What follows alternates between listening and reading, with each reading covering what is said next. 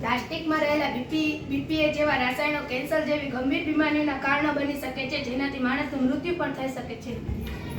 આપણે પ્લાસ્ટિકનો ઉપયોગ ઓછો કરવો જોઈએ, કારણ કે તે જળ પ્રદૂષણ કરે છે અને જળની તંગી ઊભી કરે છે. આપણે પ્લાસ્ટિકની બોટલમાં પાણી ના પીવું જોઈએ, આપણે સ્વાસ્થ્ય માટે ખરાબ છે. આપણે પ્લાસ્ટિકના વાસણમાં ખાવું કે પીવું ન જોઈએ, તે આપણા શરીર માટે ખતરારૂપ બને છે.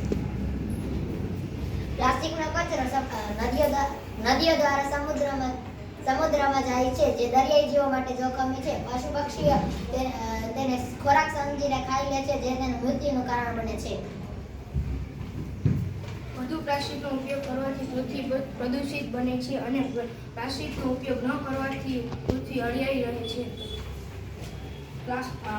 પ્લાસ્ટિક કુદરતી રીતે સળગતું કે નષ્ટ થતું નથી. તે સેંકડો વર્ષો સુધી પર્યાવરણમાં રહે છે, જે લેન્ડફિલ સાઇટ્સમાં પ્રદૂષણનું મોટું કારણ બને છે. જો આપણે વધારે પ્લાસ્ટિકનો ઉપયોગ કરી તો આપણા શરીર અને સેહત માટે ખતરારૂપ છે.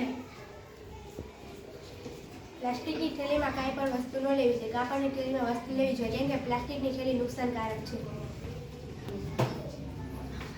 પ્લાસ્ટિક જમીનમાં ભરી જવાથી જમીનની ફળદ્રુપતા ઘટે છે અને ખેતીલાયક જમીનને દૂષિત કરે છે.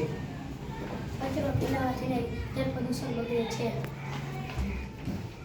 આપણે પ્લાસ્ટિકનો ઉપયોગ ટાળવો જોઈએ, કારણ કે તે આપણા પર્યાવરણને પ્રદૂષિત કરે છે. આપણે પ્લાસ્ટિકની કોથળીનો ઉપયોગ ન કરવો જોઈએ, એને બદલે કપડાની થેલીનો વપરાશ કરવો જોઈએ.